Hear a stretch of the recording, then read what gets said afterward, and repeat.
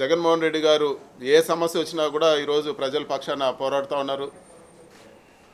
ప్రభుత్వం తీసుకునే తప్పుడు నిర్ణయాలన్నింటినీ కూడా ఆయన ప్రశ్నిస్తూ ఉన్నారు. ఆయన ఎంతో మంచిగా ప్రతి ఒక్క ఫ్యాక్ట్స్ అండ్ ఫిగర్స్ ఇచ్చి ఇదో ఈ విధంగా అవుతా ఉంది, ఇది తప్పు, ఇది ఒప్పు అని చెప్పి ఎక్కడ కూడా ఆయన అన్పార్లమెంటరీ లాంగ్వేజ్ వాడకుండా అందరికి కూడా అర్థమయ్యే విధంగా ప్రెస్ మీట్ పెట్టి ప్రజలకు అన్నింటి కూడా వివరిస్తూ ఉన్నారు. దానికి జవాబు చెప్పేది పోయి తెలుగుదేశం నాయకులు ఈరోజు ఆయన పైన దాడి చేస్తూ ఉన్నారు. ముఖ్యమంత్రి నుంచి కింద వరకు అందరూ కూడా ఆయన పైన వ్యక్తిగతంగా దూషణలు దిగుతున్నారు. ఆయన అడిగే ఒక్క ప్రశ్నకు కూడా జవాబు చెప్పడం లేదు. ఈరోజు ప్రజలందరూ కూడా అన్ని విషయాలు కూడా గమనిస్తూ ఉన్నారు. ఈరోజు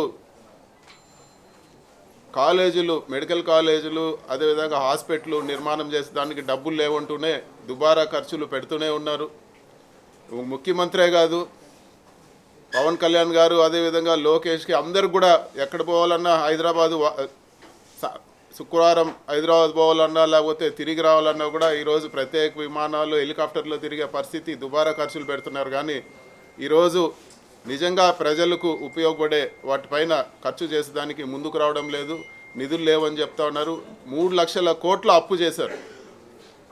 5 సంవత్సరాల్లో కరోనా వచ్చినా కూడా జగన్మోహన్ రెడ్డి గారు 3,20,000 కోట్ల అప్పు చేస్తే, ప్రజలు ఖర్చు పెట్టేదానికి అప్పు చేస్తే 18 నెలల్లోనే ఈరోజు 3 లక్షల కోట్ల పైన అప్పు చేసి ఈరోజు ఎక్కడ కూడా పర్మనెంట్ నిర్మాణాలు ఈరోజు మెడికల్ కాలేజీలు ఆపేశారు.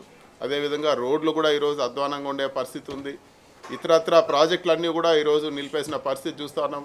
అదేవిధంగా ఈరోజు రాయలసీమ కానీ నెల్లూరు జిల్లా కానీ నీళ్ళు వచ్చే రాయలసీమ లిఫ్ట్ కూడా ఈరోజు స్వప్రయోజనాల కోసం పక్కన పడేయడం జరిగింది.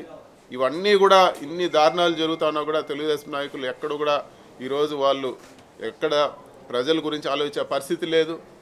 పైపెచ్చు జగన్మోహన్ రెడ్డి గారు ప్రజల గురించి మాట్లాడితే ఆయన్ని తిట్టే పరిస్థితి చూస్తున్నాం. ఇవన్నీ కూడా ప్రజలు గమనించి త్వరలోనే బుద్ధి చెప్తారని చెప్పి కూడా మేము తెలియజేస్తున్నాం.